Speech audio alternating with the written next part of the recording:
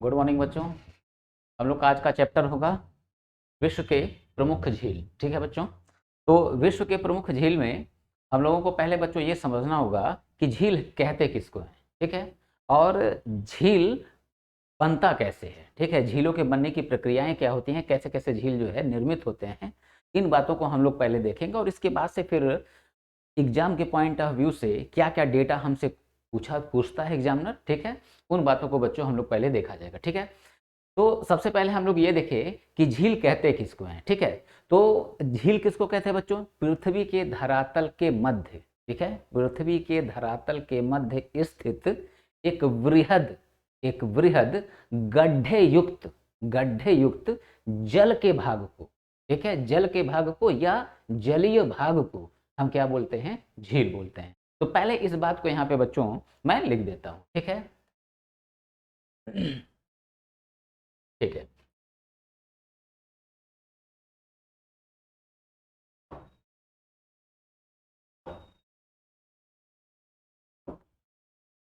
तो हेडिंग एक दे देते हैं बच्चों, झील की परिभाषा। झील की परिभाषा। ठीक है। तो हेडिंग पड़ गया है झील की परिभाषा। अब परिभाषा को जो मैंने आपको बताया, ठीक है, कि पृथ्वी के धरातल के मध्य स्थित एक गड्ढे युक्त भाग को हम क्या बोलते हैं? जलीय भाग को झील कहते हैं। ठीक है। तो इसको यहाँ मेंशन करते हैं और इसके बाद हम देखेंगे कि झील का निर्माण होता कैसे है। ठीक है। तो जो मुख्य मुख्य प्रक्रियाएं हैं झीलों के निर्माण के, उनको हम लोग यहाँ पे आज समझेंगे और उसके बाद से डेटाबेस जो चीजें हैं उनको देखेंगे। ठीक है। तो यहाँ बच्चों परिभाषा लिख लेते हैं। पृथ्वी के धरातल, धरातल मतलब यही बच्चों जमीन, धरातल के मध्य मध्य एक एक एक वृहद, वृहद मतलब बच्चों बड़ा, एक वृहद गड्ढा युक्त जल के भाग को, या हम इसको ऐसे लिख सकते हैं जलीय भाग को। ठीक है। जलीय भाग को, तो जलीय भाग मतलब बच्चों जल के भाग को, जलीय भाग को झील झील कहते हैं। जलीय भाग को झील कहते हैं। ठीक है। और एक पॉइंट बच्चों आपको यहाँ पे और थोड़ा सा ध्यान दे देना होगा, और वो क्या है कि झीलों का जो वैज्ञानिक अध्ययन है वो किसके अंतर्गत किया जाता है। ठीक है। तो झीलों के झीलों के झीलों के वैज्ञानिक वैज्ञानिक अध्ययन, झीलों के वैज्ञानिक अध्ययन को अब यहाँ ध्यान रखना बच्चों, ये क्वेश्चन पूछा जाता है। लिम्नोलॉजी लिम्नोलॉजी लिम्नोलॉजी कहते हैं।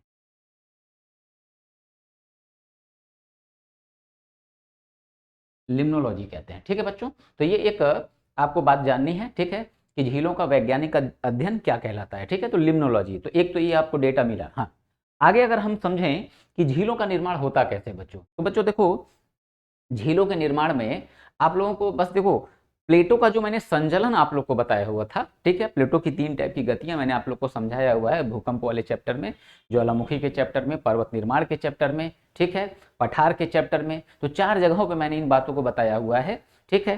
तो झीलों का निर्माण की अगर बात करते हैं बच्चों, तो अब उतना मैं आपको ऐसे ही अगर समझाऊंगा, अगर आपने मेरा पुराना वीडियो देखा हुआ है तो मैं यहाँ पे विदाउट डायग्राम अगर आपको समझाऊंगा तुरंत आपको समझ में आ जाएगा। ठीक है। तो जैसे मैंने बताया था कि प्लेट जो है, प्लेट जब ये आमने सामने से प्लेट आके टकराता है तो हम इसको क्या बोलते हैं बच्चों? अभिसारी प्लेट। ठीक है, अभिसारी प्लेट।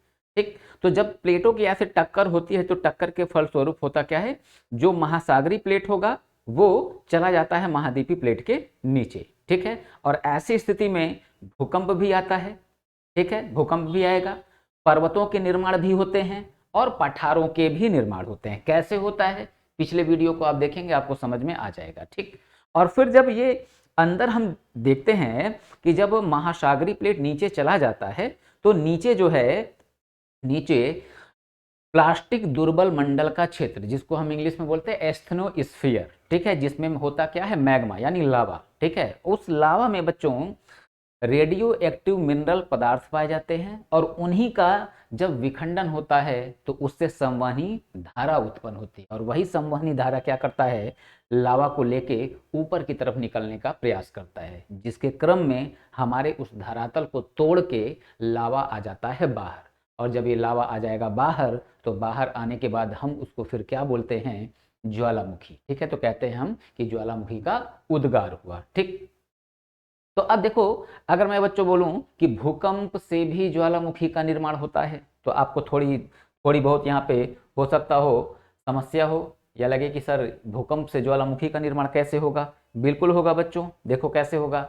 जब भूकंप आएगा तो आपको मालूम है कि भूकंप आता है तो ऐसी स्थिति में एक बहुत बड़े क्षेत्र में गड्ढे भी हो जाते हैं, धरातल फट जाता है, ठीक है। अब धरातल फट गया तो हमारे धरातल के अंदर जो पानी है वो पानी क्या होगा, आके ऊपर भर जाएगा, या एक बड़े लंबे अंतराल में वर्षा का जल या अन्य किसी भी माध्यम से आके उसमें जल अगर भर जाता है तो अब वो क्या हो गया, हमारी पृथ्वी के धरातल के मध्य, ठीक है, एक वृहद गड्ढा युक्त क्षेत्र, ठीक है, गड्ढा जली युक्त क्षेत्र।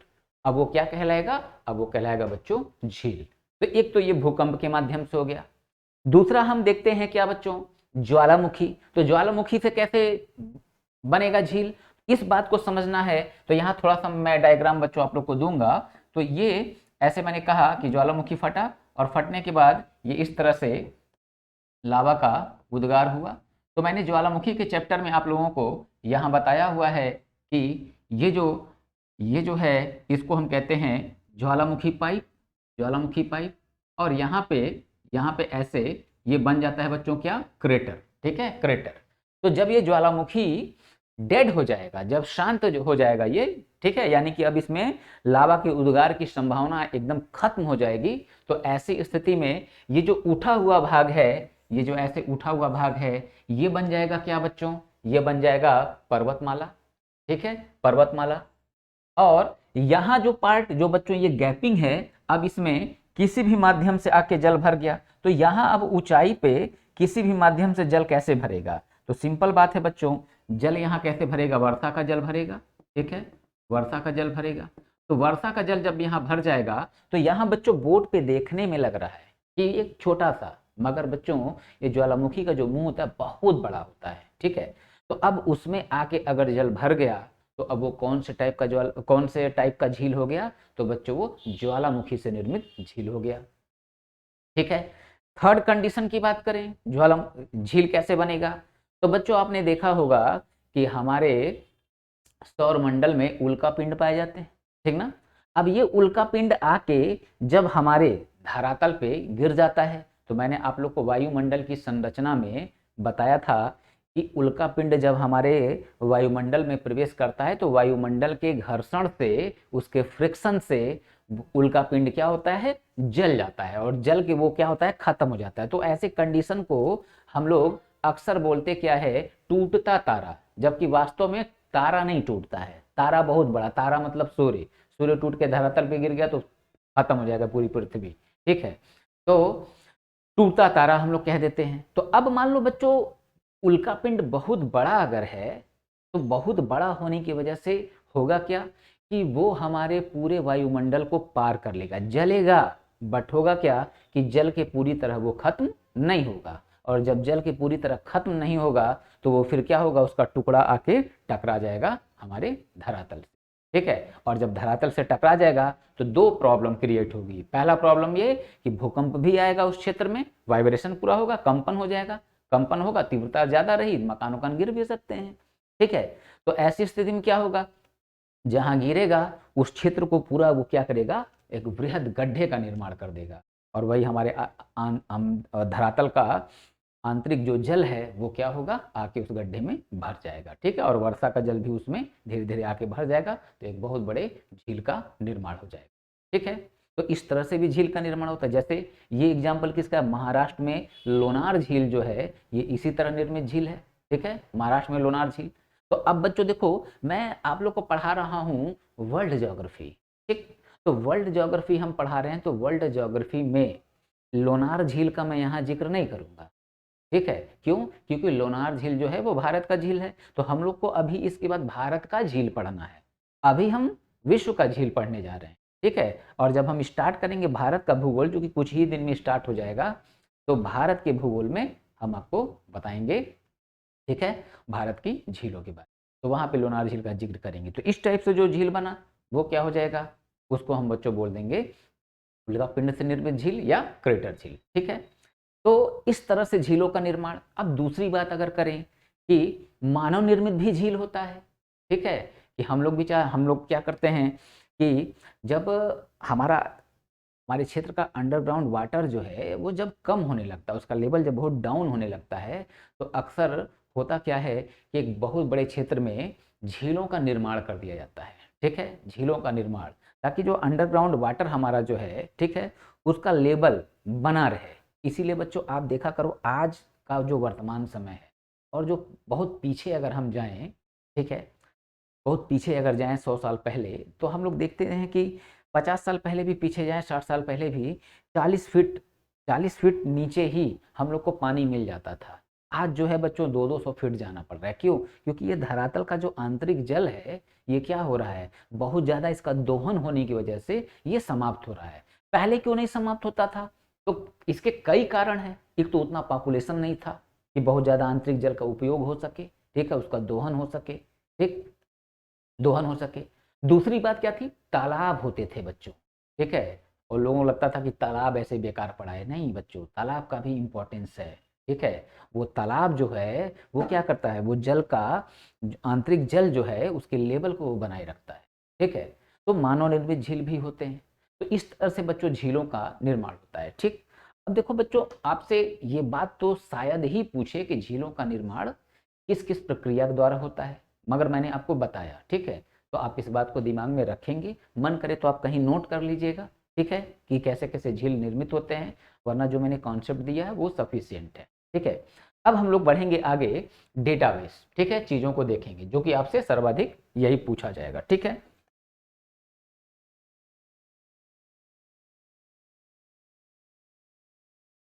चलिए, तो अब बच्चों देखें कि अच्छा, एक क्वेश्चन में बड़ा कंफ्यूजन है बच्चों को कि विश्व का सबसे ऊंचा झील, ठीक है, विश्व का सबसे ऊंचा झील। तो जब विश्व के सबसे ऊंचे झील की बात आती है बच्चों, तो देखो कंफ्यूजन कहाँ है, बच्चे तुरंत बोलते हैं विश्व का सबसे ऊंचा झील कौन है, टीटी काका झील, टीटी काका झील, ठीक है बच्चों। तो यहाँ पे इस कंफ्यूजन को आपको दूर रखने की जरूरत है, क्योंकि विश्व का सबसे ऊंचा झील टीटी काका झील नहीं है, ठीक है, टीटी काका झील नहीं है, तो है कौन, तो बच्चों तिब्बत के पठार में स्थित है, तिब्बत के पठार में स्थित है टीसो टीसो सिकरू, ठीसो सिकरू झील, ठीक है। तो ठीसो सिकरू झील जो है तिब्बत के पठार में स्थित, ये विश्व का सबसे ऊंचा झील है, ठीक है। और जबकि टीटीकाका झील की जब बात आएगी, टीटीकाका झील की बात आएगी, तो टीटीकाका झील क्या है, ये पेरू और बोलीविया की सीमा पे स्थित है, ठीक है, और ये विश्व का सबसे ऊंचा नौकागम्य झील है, ठीक ना, नौकागम्य यानी कि उसमें नाव की प्रतियोगिताएं होती हैं, नाव का आना जाना होता है, ठीक है। तो जब ये क्वेश्चन किया कि विश्व का सबसे ऊंचा नौकागम्य झील, तब हमारा आंसर होगा टीटीकाका झील, वरना विश्व का सबसे ऊंचा झील पूछा है तो हमारा आंसर क्या है, ठीसो झील, ठीक है। तो इस बात को बच्चों यहाँ पे हम लोग कवर करते हैं, ठीक है। तो पॉइंट बना के हम लोग इसको लिखते हैं।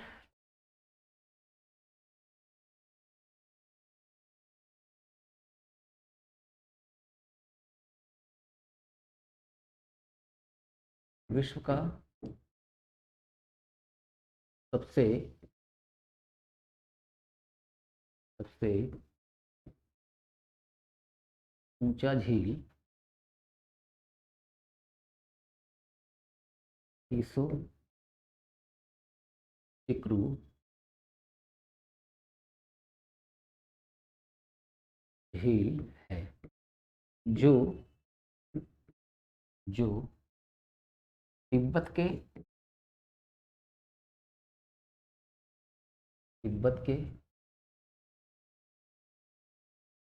पठार में तिब्बत के पठार में स्थित है। आपके दिमाग में अब आ रहा होगा बच्चों क्या ये सर पठार है, और पठार में सर झील कैसे निर्मित हो गया? तो अब आप थोड़ा सा अपना दिमाग लगाइए, ठीक है। मैं दूसरा पॉइंट लिख देता हूँ, फिर इस बात को समझाता हूँ, ठीक है। दिमाग लगाइए कि कैसे ये पठार में झील आ गया। पेरू और बोलीविया, पेरू और बोलीविया की सीमा पर स्थित स्थित टिटिकाका टिटिकाका झील झील विश्व की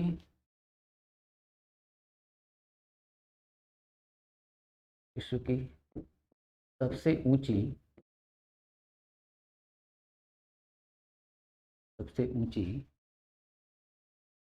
नौकागम्य झील, ठीक है। तो ये बच्चों दो पॉइंट आपका ठीक है हो गया। अच्छा, अब बच्चों बात करें कि तिब्बत के पठार में, तो बच्चों बहुत सिंपल सी बात है। हमने क्या कहा, हमारी पृथ्वी का, ठीक है, जो भाग है धरातल है, ठीक है। अब उसमें एक वृहद गड्ढा युक्त जलीय क्षेत्र कहलाता क्या है, झील। तो बच्चों अब समझना जरा कि प्लेटों का, अभिसारी प्लेटों का ये ऐसे संचलन हुआ, इस संचलन के फलस्वरूप मैंने क्या बताया है कि ये ऐसे उड़ जाता है। तो जब उठता है बच्चों, तो उठने के क्रम में अगर इसका शिखर संकुचित रहा, ठीक है, शिखर ऐसे इसका अगर बच्चों संकुचित रहा, शिखर ये कुछ इस तरह बच्चों ऐसे संकुचित रहा, तब तो ये क्या हो जाएगा, पर्वतमाला बन गया। मगर मान लो बच्चों ये जब उठा, तो कुछ मान लो इस तरह से उठ गया, ठीक है, कुछ इस तरह से ऐसे उठ गया, ठीक है, कुछ इस तरह से उठ गया। तो अब ये क्या हो गया, पठार। अब देखो ये उठा है, अब मान लो ये क्षेत्र यहाँ पे ऐसे देखो, यहाँ पे गड्ढा बच्चों दिख रहा है, ठीक है, ये गड्ढा दिख रहा है। अब इसी में मान लो आके यहाँ पे ऐसे जल भर गया, ठीक है, जल भर गया। तो अब ये गड्ढा है, थोड़ा ही है मगर गड्ढा है, तो अब इसमें जल भर गया है, ठीक है, जल भर गया है, तो अब ये क्या हो गया, झील। तो यही बात आप लोगों ने बच्चों यहाँ पे लिखा हुआ है कि यहाँ देखिए आप लोग, इसी बात को मैंने यहाँ समझाने का प्रयास किया है कि तिब्बत के पठार में स्थित ठीसो झील जो है विश्व का सबसे ऊंचा झील है, ठीक है। तो अब ऊंचाई कैसे, तो वही मैंने आपको बताने का प्रयास किया कि इस तरह से जब पठार उठेगा, ठीक है, पठार, तो पठार में अगर गड्ढा है तो वर्षा का जल भर गया, अब भर गया तो फिर वो क्या हो गया, झील हो गया, ठीक है। तो यहाँ तक की बात बच्चों समझ में आई, ठीक। अब आगे देखे बच्चों, एक मानव निर्मित झील है, ठीक है, जो कि काफी पूछता है बच्चों एग्जाम में, काफी पूछता है। तो ओनकाल झील, ठीक है, ओनकाल झील मानव निर्मित, मानव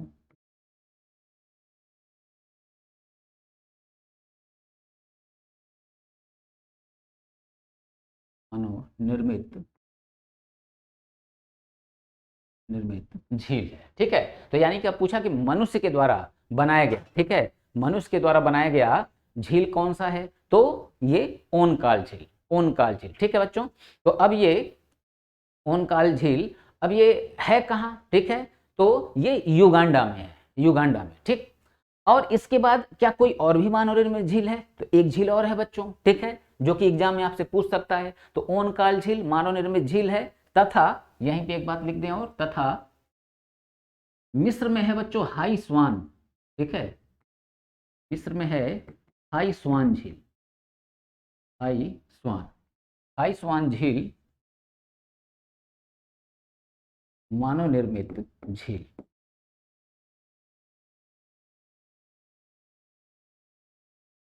मानव निर्मित झील। ठीक है, तो ये बच्चों आपको ध्यान में रखना है। ठीक है, जितना पॉइंट बच्चों मैं यहाँ पे दूंगा उसमें आपको कुछ भी स्किप नहीं करना है। ठीक है, कि अब उसमें भी आप सेलेक्ट करने लगे, चूज करने लगे कि ये पढ़ना है ये नहीं पढ़ना है, कुछ नहीं। मैं जितना पढ़ा रहा हूँ जितना बता रहा हूँ उतना आपको कवर करना ही करना है। ठीक है, तो यहाँ हमारे 3 पॉइंट हो जाते हैं। अच्छा, अब फिर क्वेश्चन करता है कि विश्व का सबसे गहरा झील। ठीक है, विश्व का सबसे गहरा झील, तो ये एक बेहद आसान सा क्वेश्चन है। ठीक है, कि विश्व का सबसे गहरा झील कौन है। तो आप अगर लाइव होते आप लोग तो मैं जानना हूं लगभग ज्यादा बच्चे इसका आंसर दे देते। ठीक है, तो यहाँ बच्चों आंसर क्या होगा। ठीक है, बैकाल झील। ठीक है, बैकाल झील जो है विश्व का सबसे क्या है, गहरा झील है। कहाँ पे है ये, रूस में स्थित है। ठीक है, रूस में। तो इस बात को यहाँ पे नोट कर देता हूं।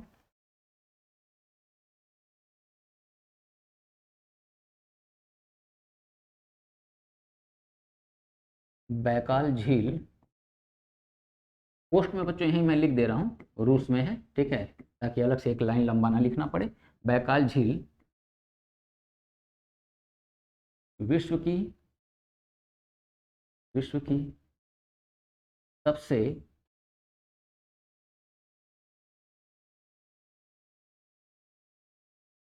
सबसे गहरी झील है। अब गहरा झील होना मतलब क्या बच्चों, यानी कि जो हमारा धरातल है उस धरातल में निचला जो पार्ट होगा, ठीक है, और वहां पे जो गड्ढा होगा तो क्या होगा, तो वो सबसे निचला झील हो जाएगा। ठीक है, सबसे निचला झील। तो यानी कि अब यही पूछ लिया सबसे गहरा झील कौन है। ठीक है, तो बैकाल झील। ठीक, अच्छा, अब ये रूस में है तो पर्टिकुलर रूस में कहाँ है, तो रूस में बच्चों जो साइबेरियन क्षेत्र है ना, साइबेरिया का, वहां पे।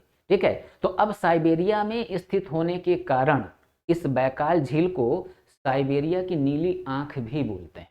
ठीक है, तो किस, अब क्वेश्चन क्या बनाएगा कि कौन सा ऐसा झील है जिसे साइबेरिया की नीली आंख बोलते हैं, तो आपका आंसर क्या होगा, बैकाल झील। ठीक है, तो इस पॉइंट को इसी में ऐड कर देता हूं। ठीक है, तो यहीं लिख देंगे, इसे इसे साइबेरिया की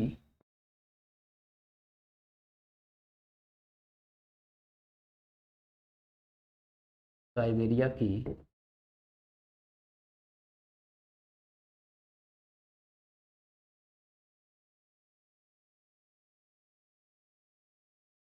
नीली आंख ही नीली आंख भी कहते हैं। ठीक है बच्चों, तो यहां तक की बात हमारी क्लियर है। ठीक है, अब इसके आगे अगर हम बढ़ें तो अब यहाँ बच्चों हमसे क्वेश्चन पूछता है कि भारत की सबसे ऊंची झील। ठीक है, भारत की सबसे ऊंची झील, तो ये क्या है बच्चों, देवताल। देवताल जो कि कहाँ स्थित है, गढ़वाल हिमालय में। ठीक है, गढ़वाल हिमालय में। ठीक है, चलो इस बात को भी नोट करते हैं।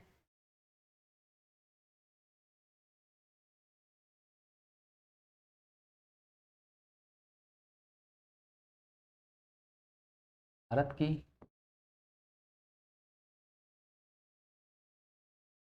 सबसे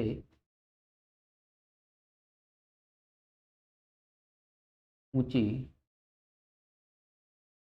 झील देवताल झील है, जो जो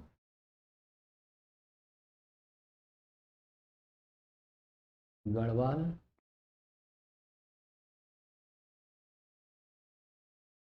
गढ़वाल हिमालय पर हिमालय पर स्थित है, जो कि गढ़वाल हिमालय पर स्थित है। ठीक है बच्चों, तो यहाँ तक का पॉइंट हमारा क्लियर होता है। ठीक है, यहाँ तक का पॉइंट क्लियर होता है। ठीक, अब जो है हम देखें कि विश्व का सबसे खारे पानी का झील। ठीक है, तो सबसे साल्टी लेक कौन सा होगा। ठीक है, तो हम लोग यहाँ आंसर क्या देंगे बच्चों, तुर्की, आप जान रहे हैं। ठीक है, तो तुर्की में एक झील है जिसका नाम है वान झील। ठीक ना, तुर्की का वान झील, ये क्या है, विश्व का सर्वाधिक खारे पानी का झील है। जबकि जॉर्डन जो है, जॉर्डन में एक झील है जिसको हम कहते हैं मृत सागर, डेड सी, ठीक है। तो डेड सागर जो है, मृत सागर, वो क्या है, विश्व का दूसरा, ठीक है, सर्वाधिक खारे पानी का झील है।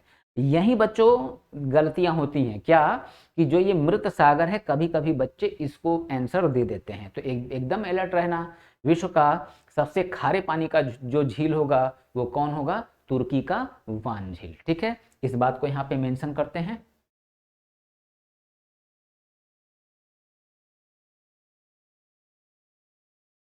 तुर्की का वान झील, वान झील विश्व का, विश्व का सर्वाधिक, विश्व का सर्वाधिक खारे पानी का, पानी का झील है। विश्व का सर्वाधिक खारे पानी का झील है, ठीक है। जबकि जबकि दूसरे स्थान पर, दूसरे स्थान पर जॉर्डन का, दूसरे स्थान पर जॉर्डन का मृत सागर, मृत सागर है, ठीक है। तो मृत सागर है का मतलब यहाँ पे बच्चों, जॉर्डन का जो मृत सागर है, ठीक है, वो दूसरा जो है, ठीक है, विश्व का सर्वाधिक खारे पानी का झील है, ठीक है। तो ये हो गया। अब बच्चों बात करें तीसरा, तो संयुक्त राज्य अमेरिका में ग्रेट साल्ट लेक, ठीक है, तो वो विश्व का तीसरा सर्वाधिक खारे पानी का झील है। तो हमको थर्ड तक नहीं पहुंचना है, ठीक है। सेकंड तक की जो बात है वो यहां तक ठीक है, ठीक। तो यहां तक की बात बच्चों क्लियर। अब बात करें खारे पानी का, तो झील हो गया, ठीक है। क्या मीठे पानी का भी झील होता है? बिल्कुल होता है बच्चों, ठीक है। तो मीठे पानी का झील की बात करें तो मीठे पानी की झील कौन होगी, ठीक। तो सुपीरियर झील, सुपीरियर झील। अच्छा, खारे पानी की झील से एक पॉइंट आपको यहाँ पे और बेहद इंपॉर्टेंट, ठीक है, बेहद इंपॉर्टेंट क्या, कि बात करें अगर क्षेत्रफल की दृष्टि से, ठीक है, क्षेत्रफल की दृष्टि से विश्व की सबसे बड़ी झील कौन सी है, ठीक है बच्चों, सबसे बड़ी झील कौन है? तो कैस्पियन सागर, मतलब नाम सोचो, झील नहीं बोल रहा है, सागर, ठीक है, इतना बड़ा है कि उसको हम नाम क्या दे रहे हैं, सागर, ठीक है। तो क्षेत्रफल की दृष्टि से विश्व का सबसे बड़ा जो झील होगा वो कौन होगा, कैस्पियन सागर होगा, ठीक है। और ये भी क्या है, ये भी खारे पानी का ही झील है, ठीक है। तो इस बात को लिखने के बाद हम लोग आएंगे सुपीरियर झील पे, ठीक है।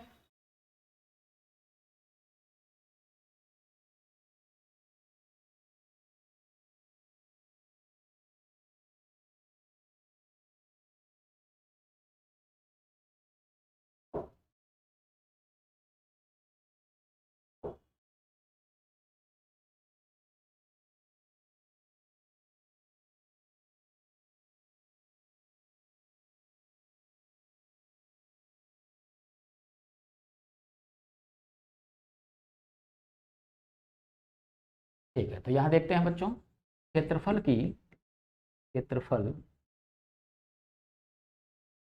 की दृष्टि से, दृष्टि से विश्व की, विश्व की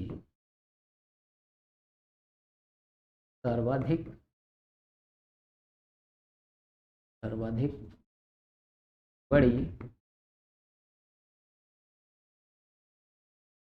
खारे पानी की झील,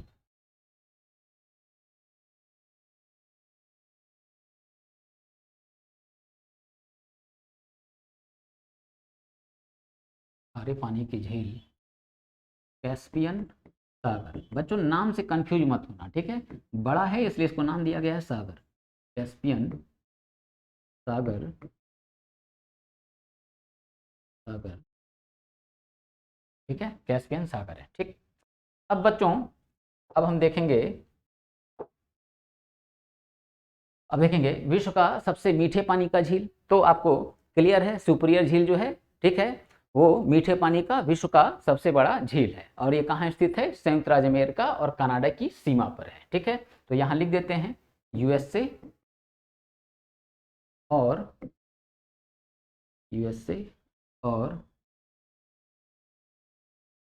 कनाडा की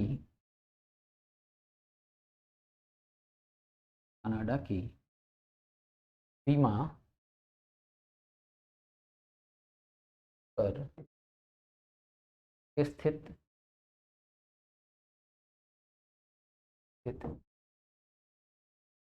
सुपीरियर झील मीठे पानी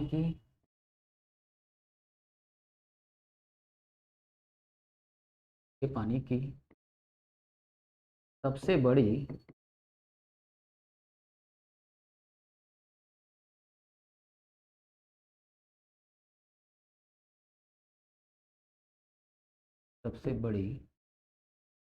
झील है, ठीक है, सबसे बड़ी झील है, ठीक। अब बच्चों देखो, उत्तरी अमेरिका में 5 झीलें पाई जाती हैं, ठीक है, जिन्हें उत्तरी अमेरिका का महान झील कहा जाता है, ठीक है। तो वो 5 महान झीलें कौन है, उसमें आपको सेलेक्ट करने के लिए देगा कि कौन उत्तरी अमेरिका का जो महान झील है उस महान झील में कौन शामिल नहीं है, ठीक है। तो 5 झीलें कौन कौन है? एक तो सुपीरियर, जो अभी मैंने लिखा है ये भी काउंट होता है, सुपीरियर, मिशिगन, ईरी, ठीक है, ओंटारियो और 5वां ह्यूरन, ठीक है, 5वां ह्यूरन। तो इस पॉइंट को यहाँ पे कवर कर लेते हैं।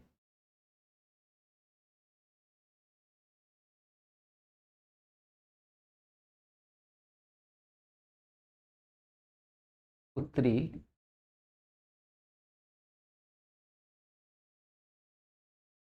अमेरिका में 5 महान झीलें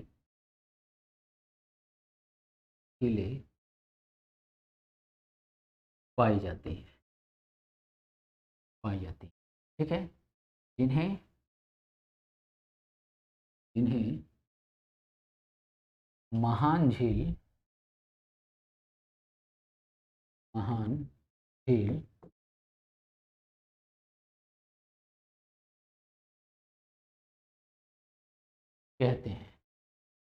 जिन्हें महान झील कहते हैं, ठीक है।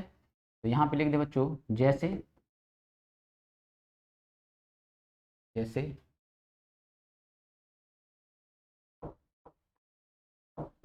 सुपीरियर,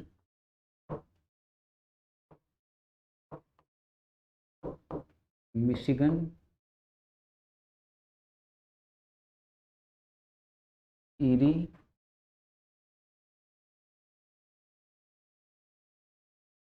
ह्यूरन और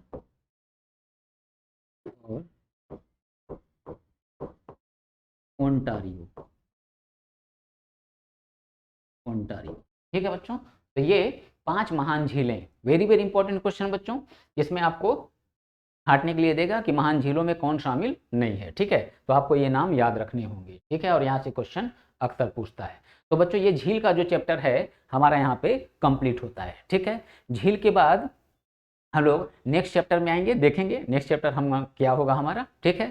तो आज का जो क्लास है ये बच्चों झील का ये पूरा कंप्लीट होता है, इसमें आपको कुछ भी छांटना नहीं है, जितना मैंने बताया है सब कुछ याद करना है, ठीक। और जो मैंने बताया था कि किस प्रकार से झीलों का निर्माण होता है वो आप दिमाग में रखेंगे कि ज्वालामुखी से बना है झील, भूकंप से भी बना है झील, उल्कापिंड से भी बना है झील, ठीक है, मानव निर्मित जो है वो भी झील, ठीक है। और पठार वगैरह का जो पॉइंट मैंने बताया कि वहाँ पे भी गड्ढा हो गया, ठीक है, तो झील भर गया, तो ये बात आपको इतनी याद रखनी है। वैसे एग्जाम में ये कॉन्सेप्चुअल चीज़ें जो है बहुत ही कम संभावना है कि आपसे पूछे, मगर पूछेगा तो आप बता लेंगे, ठीक है। इतना कठिन कॉन्सेप्ट नहीं था, क्योंकि पीछे का वीडियो आप देख रखे हैं, नहीं देखे हैं तो जाके देख लीजिए, वो कॉन्सेप्ट आपका पूरा क्लियर हो जाएगा, ठीक है बच्चों। तो आज के क्लास को बच्चों यही खत्म करते, फिर हम नए चैप्टर में फिर आपसे मिलते हैं।